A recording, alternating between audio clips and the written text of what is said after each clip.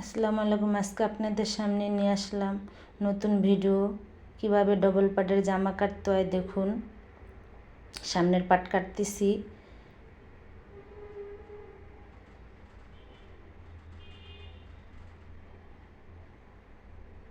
পিছনের অংশ কাটা হইতেছে দেখুন। সামনের পাট কাটার পরে পিছনের অংশ কাটতেছি উপরে ফালায়া দেখুন। পিছনের অংশ ব্যাক পাট সেলানো হইতেছে দেখুন, লেস লাগানো হইতেছে। আমার ভিডিওটার পাশে থাকুন, ভিডিওটা দেখুন। প্রত্যেকটা মেয়ের হাতের কাজ জানা উচিত, জানা থাকা ভালো। নিজের জামা কাপড় অন্তত নিজে বানিয়ে পরলে খুবই সুন্দর, মন মতো পরা যায়। নিজেরটা নিজে যেরকম খুশি সেরকমই বানানো যায়। তার পাশাপাশি জামার পাশাপাশি একটা মিনি ব্যাগ থাকবে, একটা মিনি ক্লিপ থাকবে। এই কাপড়টা দেখবেন খুব সুন্দর লাগবে, যেই পরবে খুব সুন্দর হবে জামাটা গায়ে। আরও কাতানের কাপড়, কাতান 3 পিস দিয়ে বানানো হলো। আমার এই ভিডিওটা কেমন হয়েছে সবাই দেখবেন। নতুন ভিডিও পেতে চাইলে শেয়ার করবেন, কমেন্ট করবেন, সাবস্ক্রাইব করবেন, বেশি বেশি করে ভিডিও দেখবেন। দেখুন এবার কিভাবে চাপশিলি দিয়ে আটকে নিতেছি দেখুন, চারো সাইড আটকে নিতেছি। ভিডিওটা একটু লং হয়ে গেছে, একটু সময় করে আপনারা সবাই একটু দেখবেন ভিডিওটা।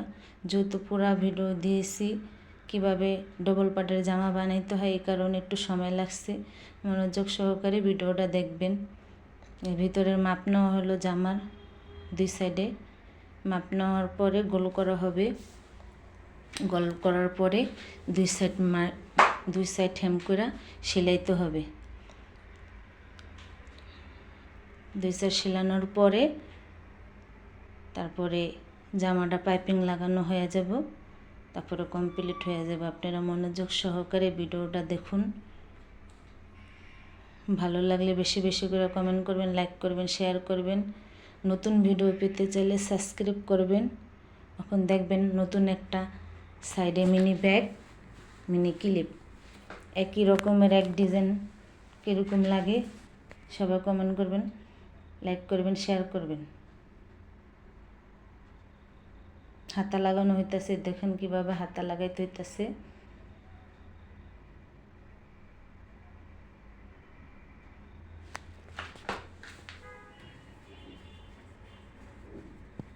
ফিতা উল্টানো হইতেছে দেখুন, খুব সহজে ফিতা কিভাবে বানায় দেখুন।